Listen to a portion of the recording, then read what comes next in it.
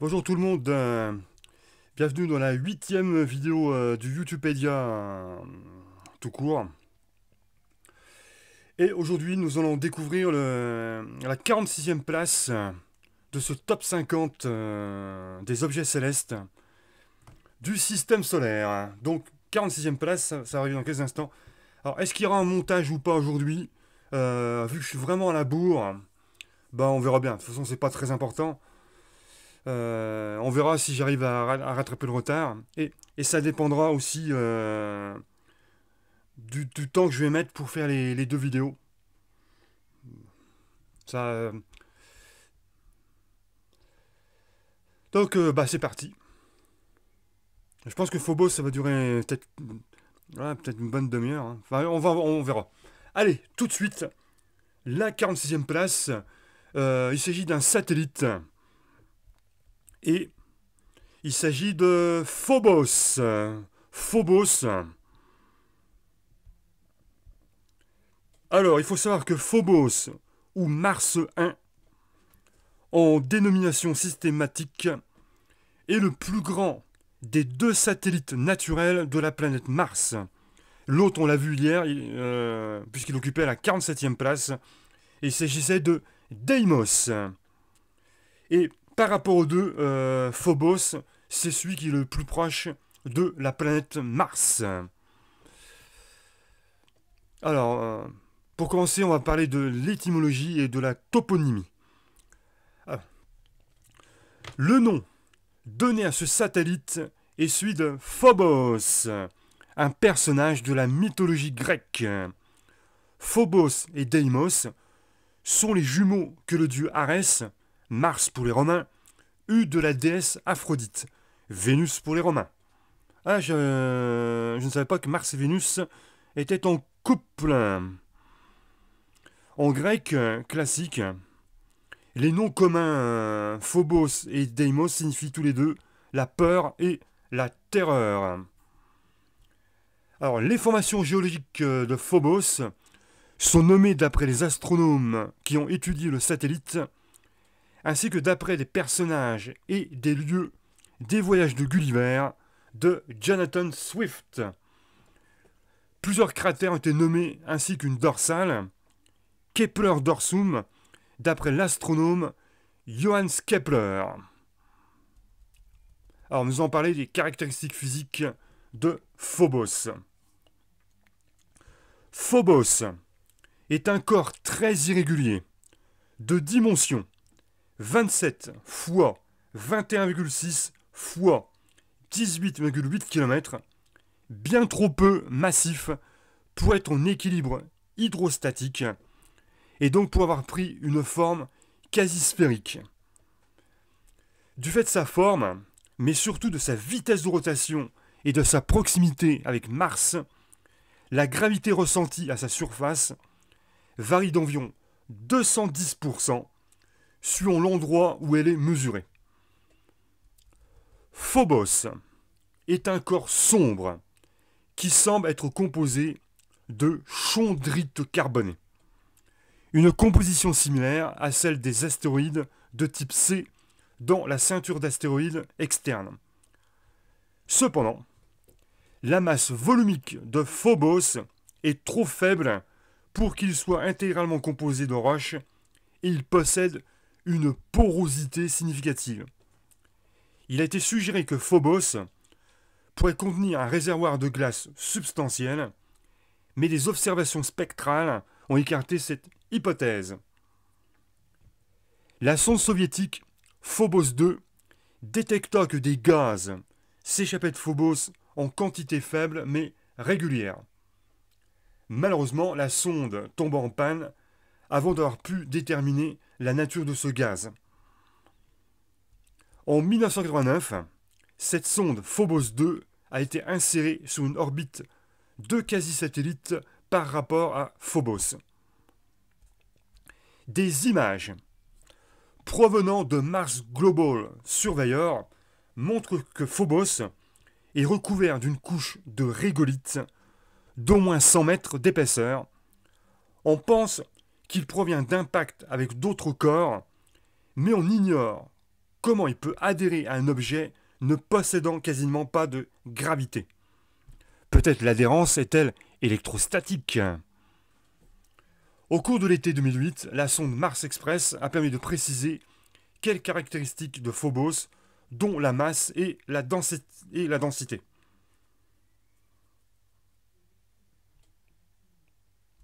Alors nous allons parler maintenant des caractéristiques géologiques. Alors sur Wikipédia, vous trouverez évidemment la liste de ces caractéristiques. De nombreux cratères sont présents à la surface de Phobos. Le plus grand de ces cratères est nommé Stickney, du nom de jeune fille de l'épouse d'Asaph Hall. C'est qui ce Asaph Hall? D'Asaph Hall. C'est un astronome américain. Comme le cratère Herschel sur Mimas, mais à une échelle plus petite, l'impact qui a créé le cratère Stickney aurait peut-être pu briser Phobos. Des sillons s'étendent à la surface de Phobos, mesurant typiquement moins de 30 mètres de profondeur, 100 à 200 mètres de largeur et jusqu'à 20 km de long. Initialement, on supposait qu'il résultait de l'impact ayant formé le cratère Stickney, mais des analyses de données provenant de Mars Express ont révélé une origine indépendante. Il s'agit de dépôts de matériaux déplacés par des impacts provenant de la surface de Mars. La météorite de Kaidoun a été présentée comme originaire de Phobos. Mais la composition détaillée de la Lune n'étant pas connue, cela est difficile à vérifier.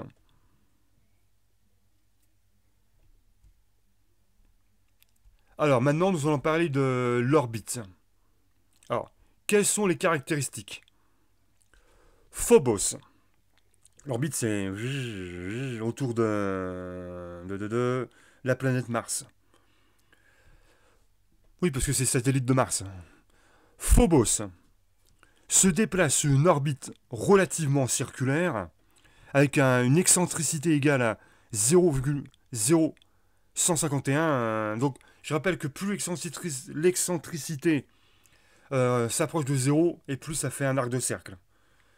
Et plus ça s'éloigne, et plus ça fait un truc, je sais pas comment ça s'appelle, sinusoïdal. Enfin. Alors, et bien sûr, son inclinaison est faible. L'inclinaison est de 1,093 degrés par rapport à l'équateur de Mars, avec un demi-grand axe de 9377 km. Phobos orbite à seulement 6000 km au-dessus du sol martien. Le rayon de Mars est d'environ 3400 km. Il est donc plus proche de la planète que tout autre satellite naturel du système solaire. Par comparaison, la Lune orbite à 384 000 km de la Terre.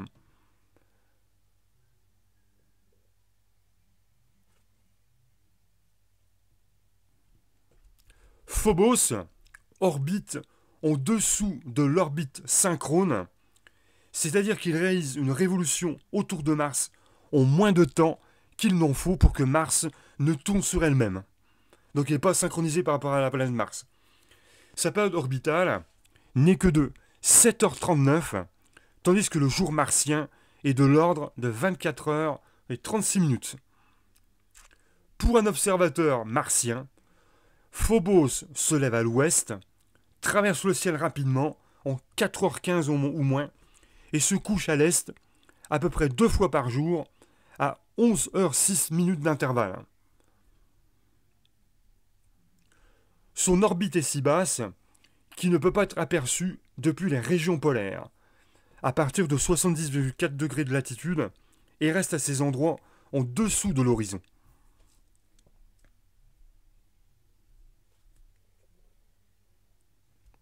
La taille apparente de Phobos, depuis Mars, varie suivant la latitude et la position du satellite dans le ciel.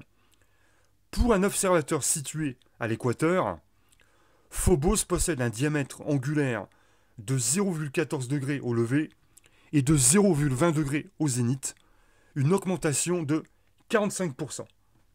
À titre de comparaison, le Soleil a un diamètre apparent de 0,35 degrés dans le ciel martien.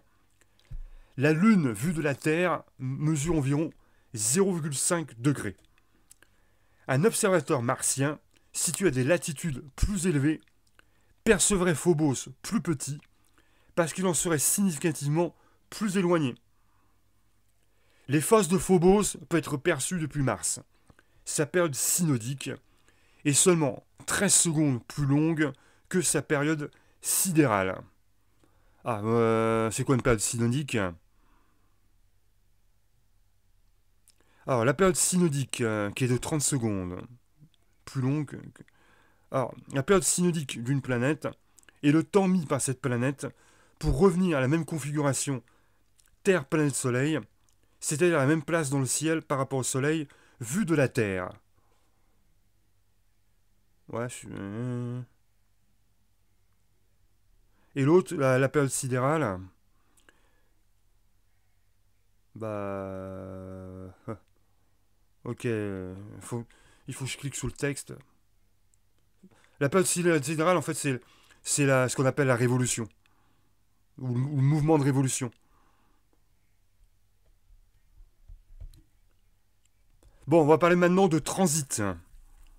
Alors, il y a un article détaillé sur Wikipédia concernant le transit de Phobos depuis la planète Mars. Alors, pour un observateur martien, Phobos transite régulièrement devant le Soleil.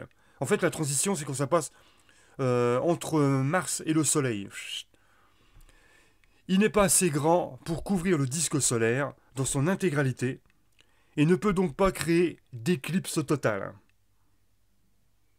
Plusieurs de ces transits ont été photographiés par le rover Opportunity et pendant ces transits, l'ombre, ou plutôt l'antéombre, et la pénombre de Phobos est visible à la surface de Mars et a été photographiée par plusieurs sondes spatiales.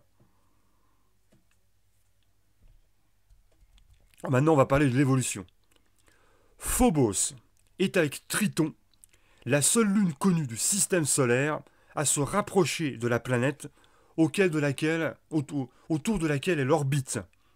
La Lune, par exemple, s'éloigne de la Terre d'environ 3,8 cm par an. Eh oui. L'orbite passe de Phobos, l'orbite basse plutôt. L'orbite basse de Phobos indique qu'il sera un jour détruit. Les forces de marée abaissent progressivement son orbite au rythme actuel de 1,8 mètres par siècle.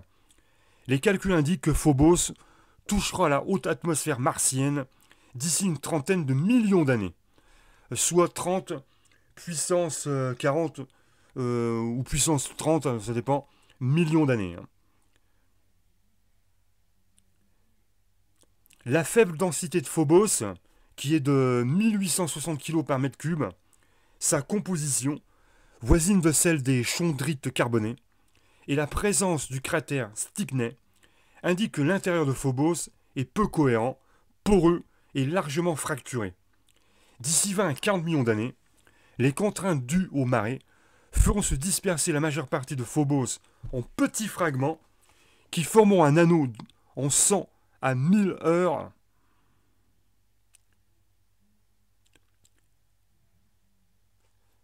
Alors, des blocs plus rigides que la moyenne tomberont sur Mars suivant des trajectoires obliques et à relativement faible vitesse, formant des cratères d'impact allongés.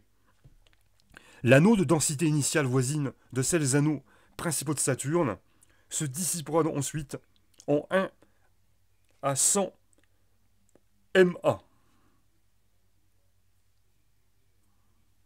Alors, l'origine de Phobos.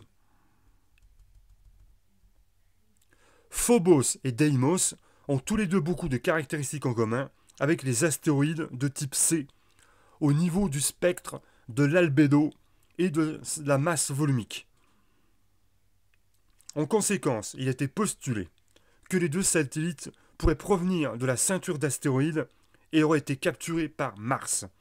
Cependant, les deux lunes sont situées sur des orbites peu excentriques, très peu inclinées par rapport au plan équatorial de Mars, ce qui n'est pas ce qu'on attendrait de lunes capturées. D'autre part, les images de Phobos, envoyées par la sonde Mars Reconnaissance Orbiter, montrent clairement une zone bleue près du bord d'un cratère, sur une surface par ailleurs rouge. Un tel contraste est rare sur un astéroïde. Des astronomes estiment que le bleu correspond à du sol récemment mis à nu, n'ayant pas encore été coloré en rouge. Pour d'autres, il s'agit d'une matière souterraine totalement différente qui surgit à l'extérieur. L'hypothèse aujourd'hui privilégiée fait des deux lunes le résidu d'un impact entre Mars et un objet céleste plus petit. Rassemblement des débris en un anneau planétaire, formation d'une douzaine de satellites à partir de l'anneau, puis perte de tous ces satellites par effet de marée, à l'exception des deux plus éloignés. Alors maintenant, on va parler de l'histoire. Quand a-t-elle été découverte ?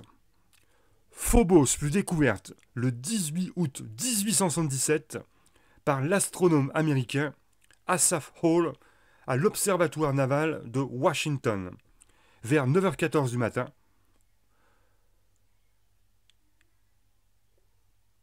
GMT, soit vers 16h06 le 17 août 1877, à l'heure moyenne de Washington. Hall avait également découvert Deimos, l'autre satellite de Mars, quelques jours avant.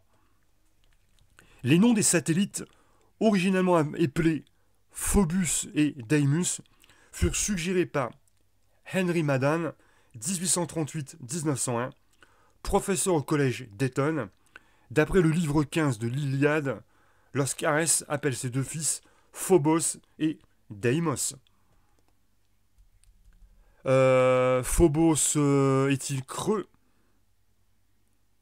Dans les années 1950 et 1960, l'orbite inhabituelle de Phobos et sa faible densité ont conduit à spéculer qu'il pourrait s'agir d'un objet artificiel creux.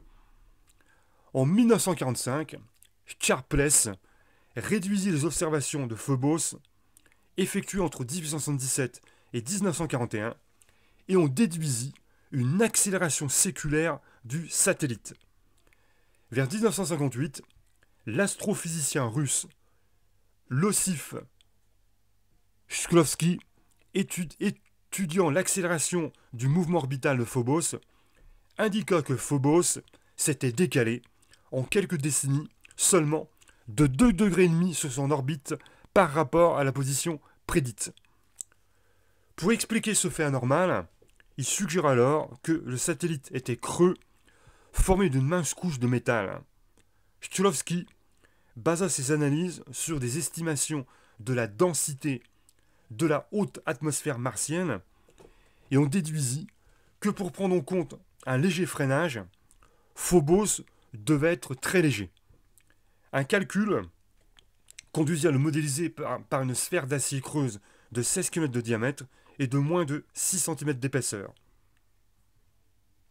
En février 1960, dans une lettre au journal Astronautics, Fred Singer, conseiller scientifique du président des États-Unis, Eisenhower, soutint la théorie de Shklovsky, allant jusqu'à affirmer que le but de Phobos est probablement de balayer les rayonnements dans l'atmosphère martienne afin que les Martiens puissent exploiter les alentours de leur planète. Par la suite, l'existence de l'accélération ayant conduit à ces assertions fut mise en doute. Et le problème a disparu en 1969. Les études antérieures surestimaient la perte d'altitude de Phobos en utilisant des valeurs de 5 cm par an qui furent par la suite révisées à 1,8 cm par an. Les perturbations de l'accélération de satellite sont désormais attribuées à des effets de marée qui n'étaient pas pris en compte alors. La masse volumique de Phobos est actuellement évaluée à 1900 kg par mètre cube, ce qui ne correspond pas à une coquille creuse. En outre, les images obtenues par les sondes spatiales depuis les années 1970 indiquent clairement que Phobos est un objet d'origine naturelle, amplement cratérisé à l'instar de la plupart des lunes du système solaire. L'analyse des données recueillies en 2008 par la sonde MEX de l'Agence spatiale européenne montre cependant que Phobos présente une forte porosité de 30 à peu près à plus ou moins 5%. Ce résultat est difficile à réconcilier avec l'hypothèse selon laquelle Phobos serait un ancien astéroïde capturé par Mars. Alors, comment s'est fait l'exploration? Phobos a été photographié à de nombreuses reprises par des sondes spatiales dont l'objectif principal était l'exploration de Mars. La première était Mariner 9 en 1971, suivie par Viking 1 en 1977, Mars Global Surveyor en 1998 et en 2003 aussi, et Mars Express en 2004. Les deux seules sondes dédiées à Phobos furent les sondes soviétiques Phobos 1 et Phobos 2 en 1988. La première fut perdue sur le trajet entre la Terre et Mars, et la seconde retourna quelques images et données avant qu'on perde le contact à quelques mètres de la surface. En mars 2010, Mars Express est passé à 67 km de Phobos. L'Agence spatiale fédérale russe et le CNES ont lancé une mission vers Phobos le 9 novembre 2011. Baptisée Phobos Grunt, elle devait rapporter des échantillons de satellites au printemps 2013, mais n'a jamais réussi à quitter l'orbite terrestre. Le Astrium projette également une mission similaire. En août 2013, le rover Curiosity, en mission d'exploration à la surface de Mars, photographie l'éclipse de Deimos par Phobos. Alors maintenant, on va parler de Phobos dans la culture. 150 ans avant leur découverte de Asaph Hall, mais 130 ans après Johann Kepler, qui pensait que le nombre de satellites autour d'une planète était organisé selon un ordre croissant exponentiel à partir de la Terre, 2 pour Mars, 4 pour Jupiter, découvert par Galilée, 8 pour Saturne. L'écrivain Jonathan Swift, dans son roman Voyage à Laputa, en 1727, affirme l'existence de 2 satellites pour la planète Mars et donne même leur période de rotation et leur distance par rapport à la planète, qui sont cependant évidemment inexactes. Ensuite, la nouvelle L'expérience Phobos, écrite par Mary Robinette Kowal, est parue en 2018, met en scène 3 astronautes qui décollent de Mars avec un vaisseau spatial et se rendent sur Phobos afin d'en étudier les cavernes. Et voilà, c'est terminé. On va enchaîner tout de suite avec la 45e place. Donc, parce que là, on va pas perdre de temps. Parce qu'on est bigrement en retard. Ouais, 23 minutes, c'est bon. Et puis voilà. Donc, je vous dis salut, à la prochaine. Tout de suite. Donc, je pense qu'il n'y aura pas de montage, parce que là, je suis vraiment à la bourre. C'est parce que j'ai une excuse. Nous sommes dimanche. On est dimanche, voilà. Ah, ciao. Tout de suite avec la 45e place.